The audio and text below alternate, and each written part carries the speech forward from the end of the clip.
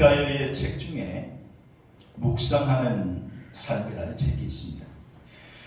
그는 이 책에서 인생의 의미란 과연 무엇일까라고 하는 것을 설명했는데, 한 예를 들어서 멕시코 시티의 시장 한 구석에서 양파를 파는 한 인디언 노인의 이야기로 이 켄가이어는 우리 인생의 의미를 설명하고자 합니다. 미국 시카고에서 온 한 미국인이 이 시장을 지나가다가 양파를 파는 한 인디언 노인을 보고 양파 한 줄에 얼마냐 이렇게 질문하게 되죠. 근데 이 노인이 10센트라고 대답을 합니다. 근데 그때 아마 양파가 한 20줄 정도 잘 정돈되어 있었던 것 같습니다. 그래서 측은한 마음이 들어서 이 미국 시민이 이 인디언 노인을 도와주는 의미로 그 양파를 제가 다 살 테니까 얼마에 주겠느냐 그렇게 질문을 합니다. 그랬더니 뜻밖에도 이 인디언 노인이 다는 안 판다는 겁니다. 그래서 한 사람에게 다는 안 판다고 그래서 의아해하면서 묻지, 아니 왜 다 안 팝니까? 왜 다 못 팝니까? 한꺼번에 파시면 여기 앉아서 고생을 안 하셔도 되는데 그게 훨씬 더 좋지 않겠습니까? 한꺼번에 파시지요. 그랬더니 그 말에 인디언 노인이 이렇게 대답을 합니다. 나는 지금 내 인생을 위해서 이곳에 나와 있는 것이요. 이 시장은 나의 인생의 전부이기 때문에 나는 이 시장을 무척 사랑한다. 시장에 북적이는 사람들, 시장에 비추이는 햇빛을 사랑하고 흔들리는 종려나무 가지도 사랑한다. 그리고 이 시장을 왔다 갔다 하면서 나에게 말을 건네주는 친구들도 사랑하고, 또한 자식들의 이야기를 들려주는 손님들도 사랑하고, 또 서로 농사에 대해서 이야기하는 것도 나는 사랑한다.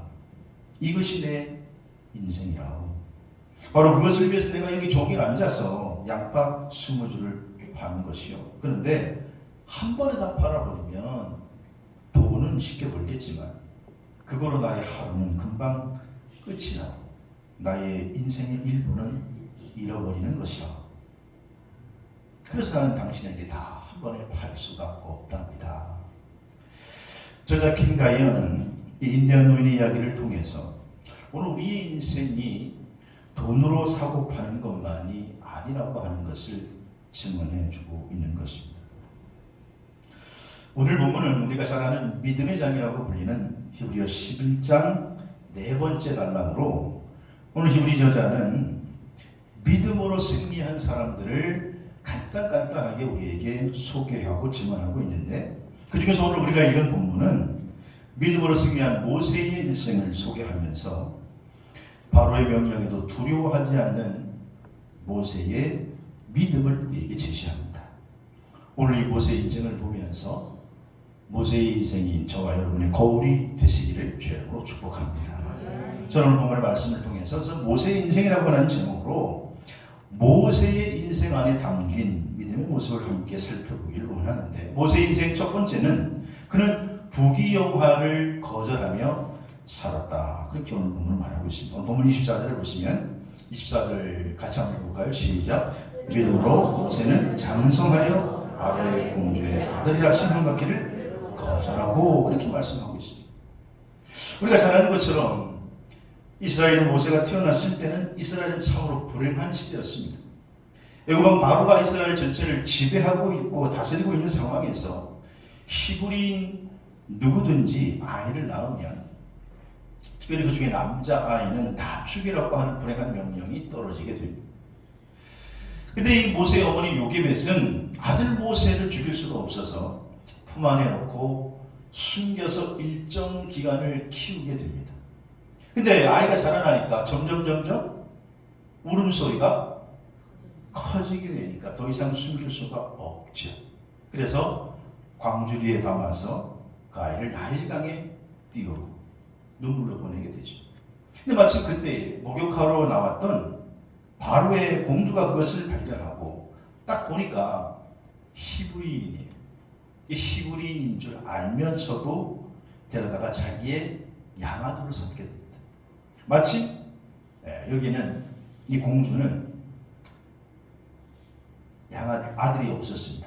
그래서 이 과정 속에서 모세의 친어머니 요게벳이 모세 누이의 추천으로 모세를 키우는 유모로 들어가게 됩니다. 세상에서 자기 아들 젖먹이면서 돈 받고 젖먹인 어머니는 모세의 어머니 요게벳이 유일할 겁니다. 그래서 이 모세는 어머니의 젖을 먹으면서 애굽의 최고 권력이 있는 바로 왕궁에서 공주의 아들로 어린 시절을 보내게 되죠. 공주의 아들이니까 나중에 자동적으로 왕자가 되고 왕이 될 수도 있는 운명입니다.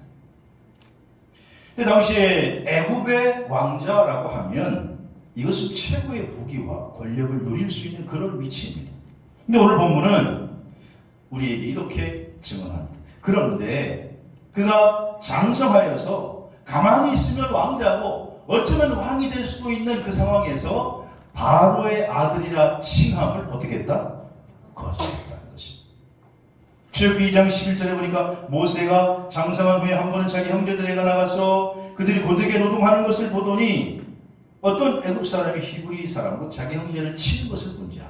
그러니까 한 번은 모세가 장성에서 밖에 나가봤는데 자기가 히브리인이니까 히브리인들이 고된 노동을 하는 겁니다. 근데 어떤 애굽 사람이 히브리인을 때리고 멸시하는 장면을 보게 됩니다. 이것이 빌미가 돼서 모세의 마음속에 잠재해 있던 민족의식이 발동돼서 애굽 사람을 그 자리에서 처단하게 되죠. 이 일로 모세가 왕궁에서 나와서 미디안 광야로 도망갑니다. 물론 왕자 하나가 군사를 죽였다고 큰 탈이야 있겠습니까마는 그 안에는 모종의 지금 권력 암투가 벌어지고 있었기 때문에 차기 구도를 놓고 권력 암투가 벌어지고 있었기 때문에 사실은 어마어마한 사건이 되었던 것입니다. 모세는 애굽의 왕자에서 자랐지만 어머니 요게벳으로부터 아마 어렸을 때부터 히브리 민족 의식을 깊이 배웠을 것입니다. 그래서 그가 장성한 이후에 모세는 자기 환경은 점점 부경화가 쌓여가는데 가만히 있으면 일생을 호화롭게 즐길 수가 있는데 그런데 모세는요 과감히 그걸 거절하고 던져버렸다는 거예요. 여러분 우리가 믿음 생활할 때에 과감히 거절해야 할 부분이 있습니다. 그건 죄에 대해서 이생의 유혹에 대해서 각종 부정에 대해서 우리는 노할 수 있게 되기를 바랍니다. 창세기 39장 8절에 보니까 요셉이 거절하는 모습이 나오죠.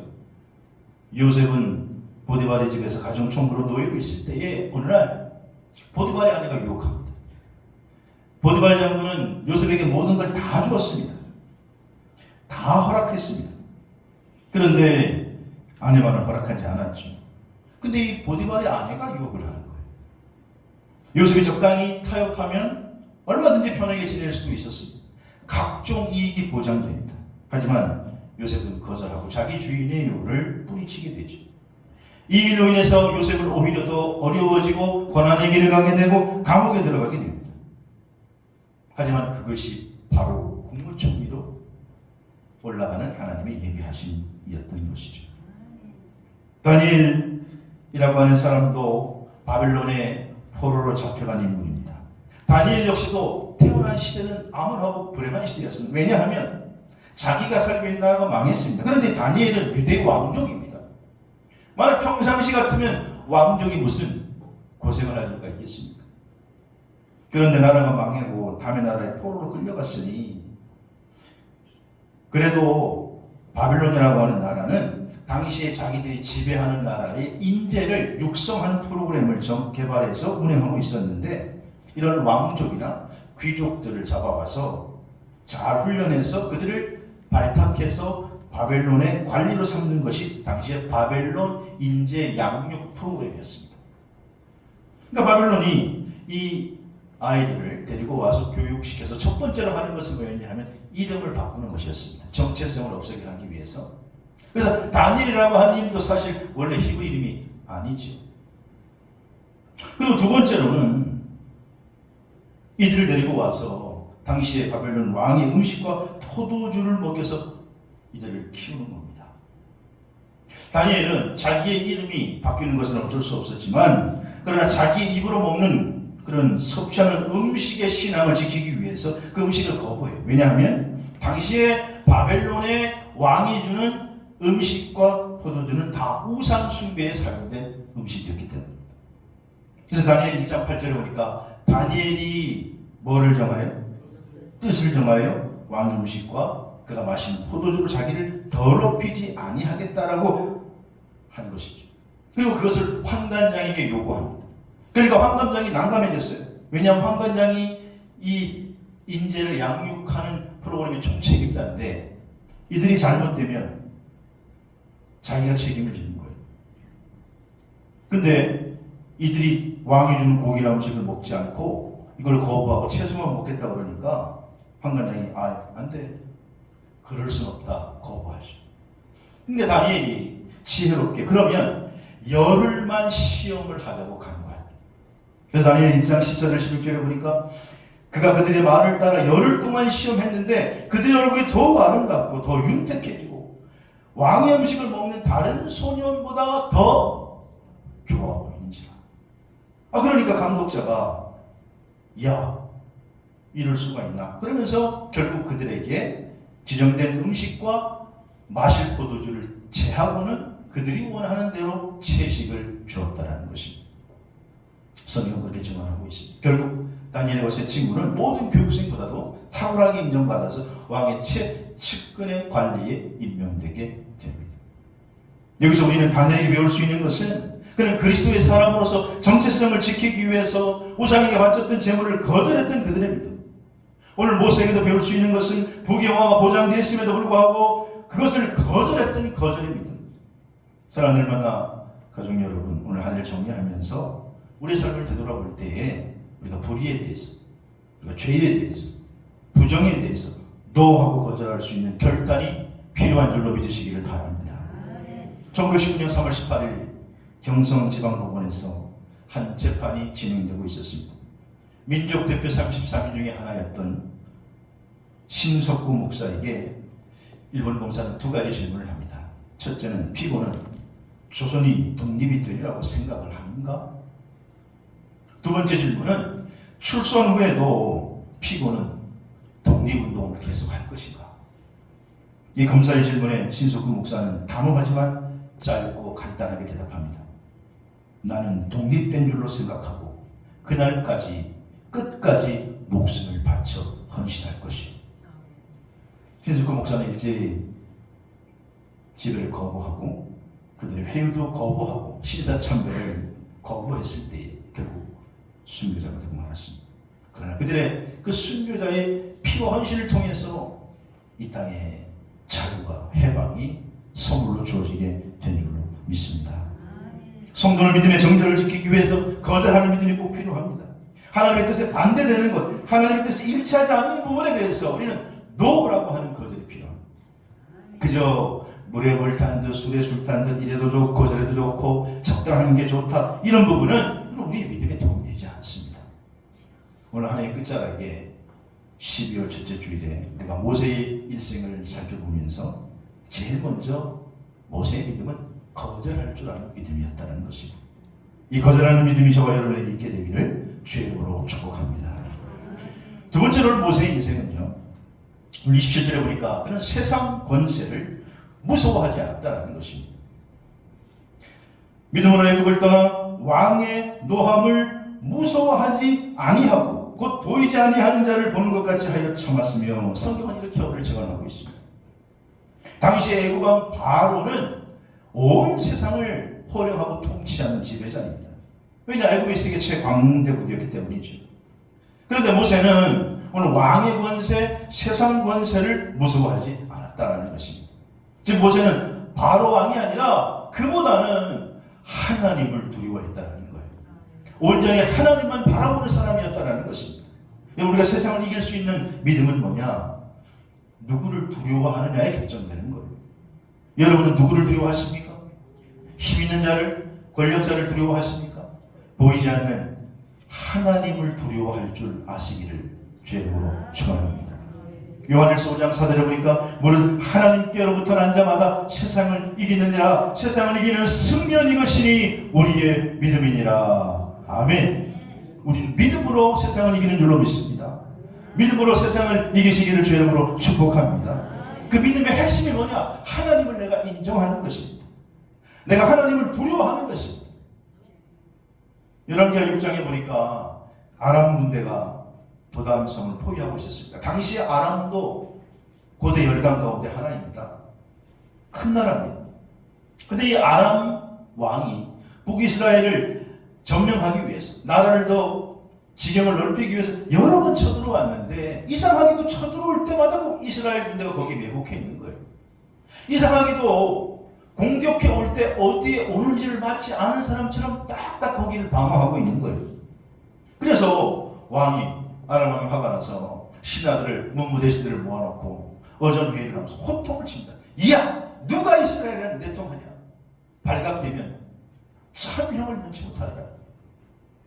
그랬더니 신하들이 엎드려 하는 말이, 왕이시여, 우리가 내통하는 것이 아니라 북이스라엘에 엘리사라고 하는 사람이 있는데, 이 엘리사는 왕이 침수해서 말하는 것까지 다 듣는 선지자입니다.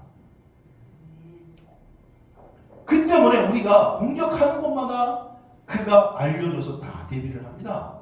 그런 말을 하는 거예요. 그래? 그러면 엘리사부터 처리해야 되겠다. 그가 어디 있느냐? 도담성에, 북이스라엘 도담성에 살고 있습니다. 그래서 군대를 이끌고 엘리사가 있는 곳으로 아람 군대가 완전히 포위를 합니다. 아침에 엘리사 사원이 일어나서 밖을 나가봤는데 깜짝 놀랐습니다. 뺑뺑뺑뺑 아랍 군대가 완전히 포위하고 있습니다. 적군의 아랍 군대가 새카맣게 있는 겁니다. 그러니 이 사원이 놀라서 뛰어들어오면서 선생님 큰일 났습니다. 아랍 군대가 다 포위해서 꼼짝없이 죽게 되었습니다. 그때 엘리사가 하는 말이 사원에게 이렇게 말합니다. 두려워하지 마라. 우리와 함께하는 군대가 저들보다 많으니라. 그러면서 기도합니다. 열왕기하 6장 17절에 보니까 이렇게 말씀하죠. 같이 읽어볼까요? 시작. 기도하여 이르되 여호와여 원하건대 그의 눈을 열어서 보게 하옵소서 하니, 보게 하옵소서. 그러니까 여호와께서 그 청년의 눈을 여심에 그가 보니 불말과 불병거가 산에 가득하여 엘리사를 둘렀더라. 도담성을 싸고 있는 아람 군대를 그 주변에 더 많은 천군 천사가 포위하고 있었다는 겁니다. 엘리사가 그것을 보고 있으니 두려워하지 않았던 것이죠. 엘리사가 아람 군대를 두려워하지 않은 것은 하나님의 군대가 더 많음을 영의 눈을 열어 볼 수 있었기 때문입니다. 오늘 성도는 믿음의 눈을 열어서 하나님이 여러분과 함께 하심을 볼 수 있어야 합니다. 이 볼 수 있는 영적인 눈이 열려지기를 주의 이름으로 축복합니다. 이것을 볼 수 있을 때에 세상 볼면 두려워하지 않는 것이 담대할 수가 있는 것입니다. 저는 저번에 우리 감사예배에서 이제 종교개혁주의 영국과 프랑스를 방문했을 때, 그때 이제 스코틀랜드도 방문을 하게 되는데, 스코틀랜드 수도 에딘버러 시내를 방문했습니다. 거기에 가면 에딘버러 시내에 그레이 프라이어라고 하는 교회가 있습니다. 이 그레이 프라이어 교회는 개혁운동의 중심지였고 당시에 스코틀랜드 교회에 초석이 되는 교회였습니다. 그 교회는 정원이 이렇게 넓은데, 교회 정원에 가보면 거기에 신앙의 정절을 지키려던, 그래서 순교했던 순교자들의 무덤이 있어요. 그리고 그 뒷뜰에 가보면, 교회 뒷뜰에 당시에 순교자들이 갇혀있던 감옥이 있습니다. 근데 아무리 봐도 감옥 같지가 않아요. 감옥을 이렇게 보존해놨는데, 그래서 이제 가이드의 말을 들으니까 이해가 되는데, 감옥이 아주 특이합니다. 첫째는 감옥에 지붕이 없어요. 둘째는 벽이 있는데 벽이 아주 낮습니다. 그러니까 손을 잡고 벽을 이렇게 뛰어넘어가면 벽을 넘어갈 수가 있어요. 셋째는 감옥을 지키는 보초병이 있을까요? 없을까요? 없어요. 감옥인데. 왜 그렇게 했느냐? 지붕이 일단 없으니까 거기에 눈과 비가 오면 그것을 온전히 감옥 안에 갇힌 자들이 온몸으로 견뎌내야 하고, 둘째는 벽이 낮고 담리라고 볼 수 없기 때문에 도망가려고 하면 얼마든지 도망갈 수가 있습니다. 그 안에 있으면 고통스러운 감옥 생활인데 마음만 먹으면 언제까지 도망갈 수 있어요. 당시에 캐톨릭에서 이 개혁신앙자들을 신앙을 배반하게 하기 위해서 도망가라는 거예요. 그래서 일부러 낮게 만들고 고초병도 세우지 않는 겁니다. 도망간다는 것은 결국 그들의 신앙을 포기하는 것으로 간주되기 때문에 일부러 당국은 도망가려고 하면 도망가라는 겁니다. 너희의 신앙을 포기하고 도망가라는 겁니다. 그런데 놀라운 것은 그 안에 갇혀 있던 개혁의 신앙자들이 한 명도 움직이지 아니하고 끝까지 개혁신앙을 지키다가 순교의 제물이 되었던 것입니다. 얼마든지 도망갈 수도 있는데 고쳐병도 없는데. 그리고 그 교회는 그 정원에 그들의 무덤을 세우고 있습니다. 이런 성도는 세상 권력이 아니라 하나님과 동행함으로 하나님과 함께함으로 세상을 이기고 승리할 수 있는 줄로 믿으시기를 바랍니다. 모세는 지금 애국왕을 두려워하지 않고 세상 권력을 두려워하지 않는 것입니다. 오늘 모세의 신앙의 두 번째가 우리의 신앙의 롤모델이 되어야 될 줄로 믿습니다. 모세의 인생 세 번째는 그는 십자가를 지고 살았습니다. 오늘 본문 25절에 보니까 25절 함께 읽겠습니다. 시작. 도리어 하나님의 백성과 함께 고난받기를 잠시 죄악의 낚시를 누리는 것보다도 더 좋아하고 이렇게 증언하고 있습니다. 모세는 지금 자기 백성과 함께 고통받는 것을 스스로 선택한 것입니다. 자기는 그렇게 하지 않아도 되는데 애국의 왕자로 살아도 되는데 스스로 선택한 것입니다. 여러분, 예수님은 우리를 구원하시기 위해서 스스로 십자가의 길을 걸어가신 줄로 믿습니다. 그분이 힘이 없어서, 그분이 능력이 없어서 정치 세력에 밀려서 십자가에서 처형된 게 아니고 예수님은 우리를 살리시기 위하여 속죄 대물이 되시기 위하여 스스로 십자가를 지신 것입니다. 그 주님께서 우리에게 말씀하시기를 마태복음 16장 24절에 예수께서 제자들에게 이르시되 누구든지 나를 따라오려거든 어떻게 해요? 자기를 부인하고 자기 십자가를 지고 나를 따를 것이니라. 여러분, 그러므로 믿음 생활은 하나님의 은혜로 우리의 삶이 윤택해지고 여러 가지 또 형통한 일이 생기는 것도 맞습니다만 반면에 우리 주님께서 우리에게 십자가를 지실 것을 요구하고 있다는 사실도 기억해야 합니다. 마가복음 15장에 보면 구레네 시몬이라고 하는 사람이 등장하는데 이 구레네라고 하는 지역은 지중해에서 멀지 않습니다. 북아프리카와 애굽의 그 사이에 서북쪽에 위치한 도시인데 지중해에서 약 15km 좀 떨어져 있고 헬라 문화가 발달된 그 구레네에 시몬이라는 사람이 있었습니다. 이 사람은 디아스포라예요. 디아스포라. 그러니까 디아스포라라고 하는 게 헬라어로 흩어져 있는 사람들이 유대인인데 어쩔 수 없이 밖에 나가서 흩어져 사는 사람들을 디아스포라라고 해요. 이 구레네 시몬은 구레네에 살고 있는 디아스포라 유대인입니다. 비록 이방 땅에 살고 있지만 유대인이란 말이죠. 그래서 그가 유월절을 지키기 위해서 예루살렘으로 왔을 때 예루살렘에 도착해 보니 디아돌로스라고 하는 곳에 많은 사람들이 운집해 있고 막 시끄럽게 떠드는 소리가 나는 겁니다. 이 유월절 명절에 무슨 일인가?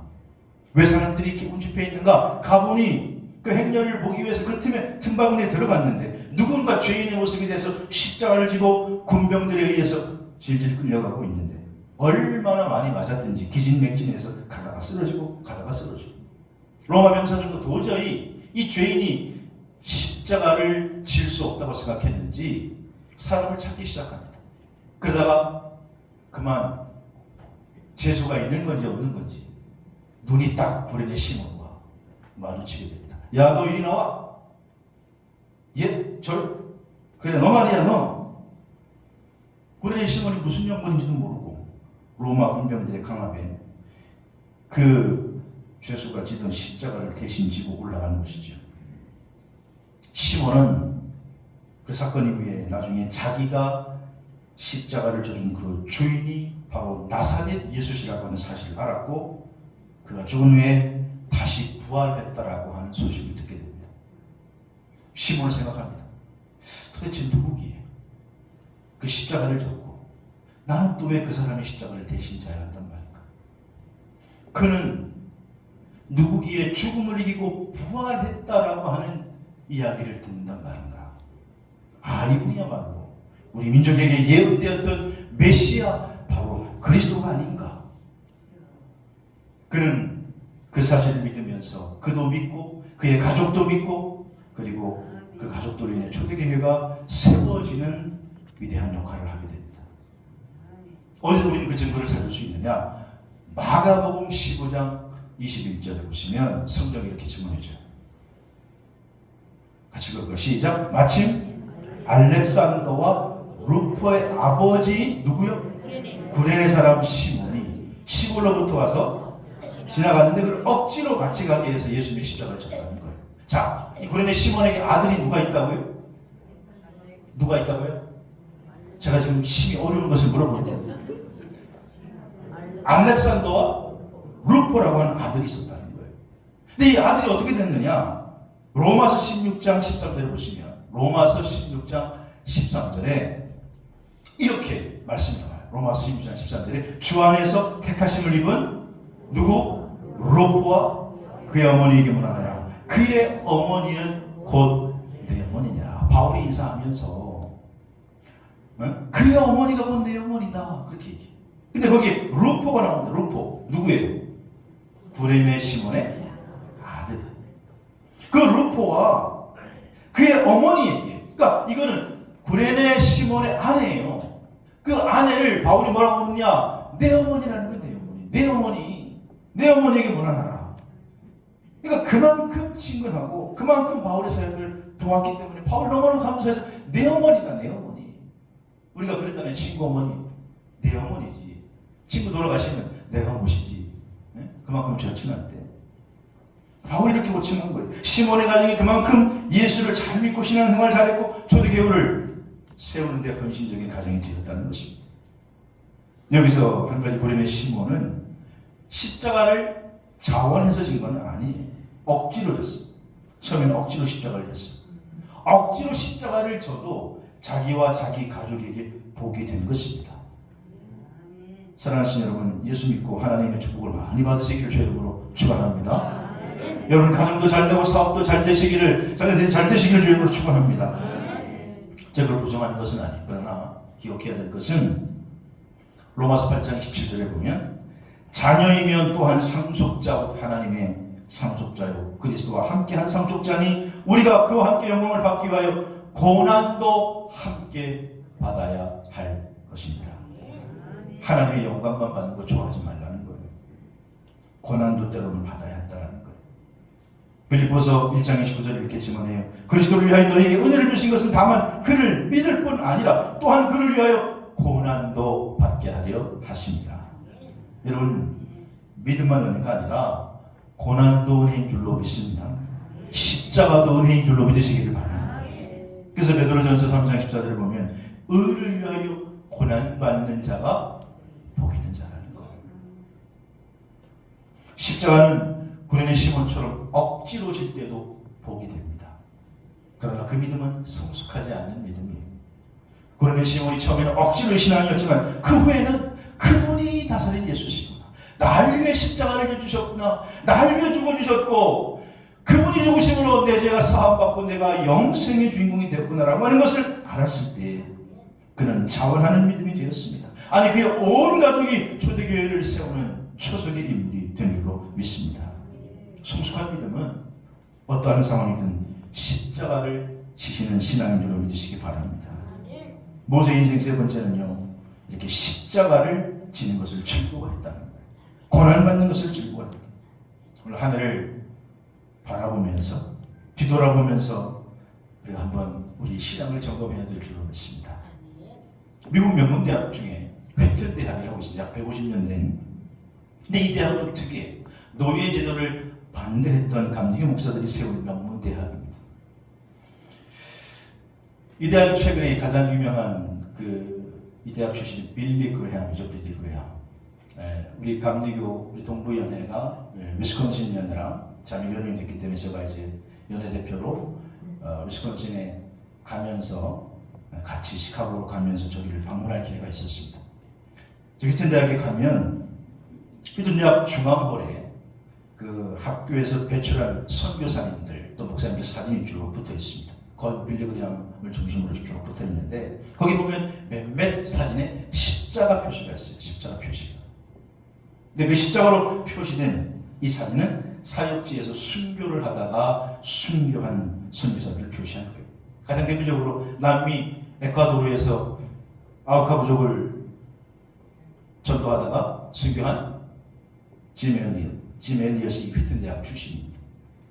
이 짐 엘리엇이 늘 평상 기도 학교를 다닐 때 하나님 말씀을 묵상하는 것을 큐티노트에 적어놓곤 했는데 그의 큐티노트가 거기에 적혀 있어요. 거기 보면 세상에 끝까지 붙들 수 없는 것을 위해 평생을 바치는 사람들이 대부분이다.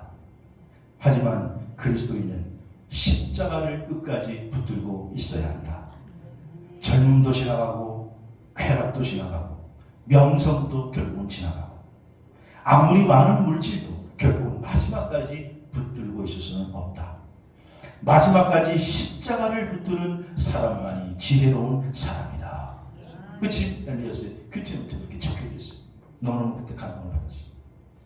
짐 엘리엇은 자신이 져야 할 십자가를 붙들고 인생을 살다가 하나님 앞에 비옥이 된 것입니다.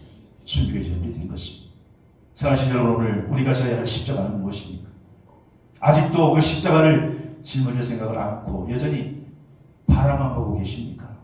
아니면 구레네 시몬처럼 억지로 오늘도 여전히 억지로 십자가를 지고 계십니까? 억지로라도 십자가를 지시기를 바랍니다. 그게 복입니다. 그러나 분명한 것은 모세 인생을 통해서 알려주듯이 십자가를 지겠다고 결단하고 나아가면 지나가 보면 십자가를 지나가 보면 처음엔 내가 지는 것 같지만은 점점 가다 보면 주님이 함께 지고 있음을 느끼게 될 줄로 믿습니다. 모세는 자기의 일생을 통해서 자기 민족을 위해서 자기 십자가를 지고 살았다는 것입니다. 오늘 한 해를 정리하는 시점에서 12월 첫째 주일 구약의 위대한 영웅 모세의 모습을 보면서 우리 결단하시길 바랍니다. 그는 공주 아들이라고 하는 부귀영화를 거절할 줄 알았고 그는 믿음의 길을 걸어가면서 아무리 세상 권세가 막강해도 무서워하지 않았고 무서워하지 않을 수 있었던 이유는 그의 백그라운드가 하나님이라고 하는 영안이 열렸기 때문이고 자신의 십자가를 지고 하나님을 위해서 살아갔을 때 위대한 믿음의 영웅이 될 수 있었던 것입니다. 그러므로 성도는 영원하신 하나님을 바라보고 자기 십자가를 지고 주를 따라가는 복된 저와 여러분이 될 수 있기를 주의 이름으로 축복합니다.